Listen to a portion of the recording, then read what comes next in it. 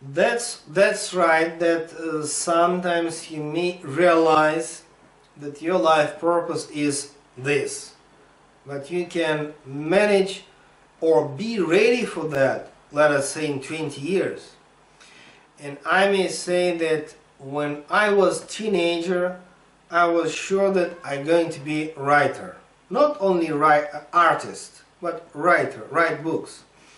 At that time, when I was teenager, I was learning art in art college, then art academy, and it was kind of strange to speak about like I'm writing books, nothing like that. But actually I started to write and publish my books something like 30 years later. That's an example, yeah? And in that time when I was teenager, even when I was, let us say, 20 or 30 years old, I was not ready for that. And I wrote and published my first book when I was, something like 41. But I knew about that when I was 12. You see, now we're speaking about Sankalpa Yoga, or yoga of positive intention. And you know, what is the huge about Sankalpa Yoga? What is the difference between Sankalpa Yoga as an ancient knowledge and so-called the success principles? Because success principles, how people teach it in the modern culture, is just ego journey. Okay, your ego may tell you that you want to have this kind of house, this kind of car, this kind of, wife, jet, yacht, car, this number of golden bricks, Your ego is telling this. And then what all that coaches, they say, okay, then you just take piece of paper and write all that goals on the paper. Then make plan. Then act. Then enjoy. But what is the end is, okay, well, all that financial success is nice, but it's just toy for the 5 minutes, then can be depression.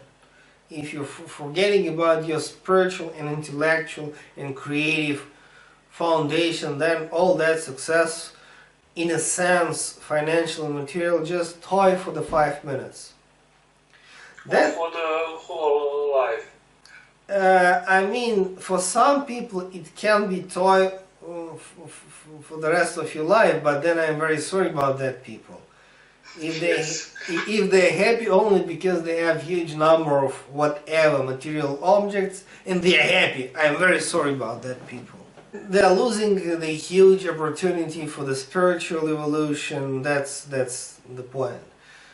So you see, normally the formula of success, how they teach it right now, is like that. First, set your goals. Then act. Then enjoy. And between set your goals and do something, between them is, planning is a very important step. But in Sankalpa Yoga is a totally different approach. We start with the meditation.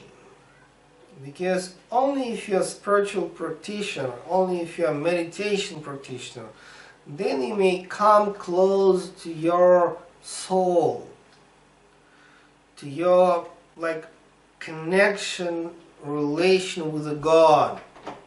And out of that, you may understand your life purpose, not just your goals in the sense what kind of bank account, what kind of house, what kind of car, what kind of this, what kind of that. But out of your life purpose, all other things may be clear, and all of them going to be right, proper, because you are coming out of meditation, out of union with the God. If we're just forgetting about meditation, contemplation, wisdom of the soul, finish. Not possible to complete right goals.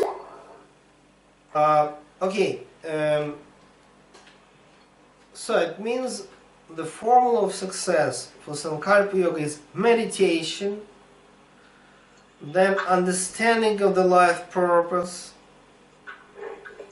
then yes, you have to set clear goals. Then you have to make a plan. Then you have to act. And then to enjoy. Quite often, so-called spiritual practitioners, when they wish to transform their life, they easily practice, meditation on my goals. But they're forgetting to act. Only if you act, finally you can reach destination.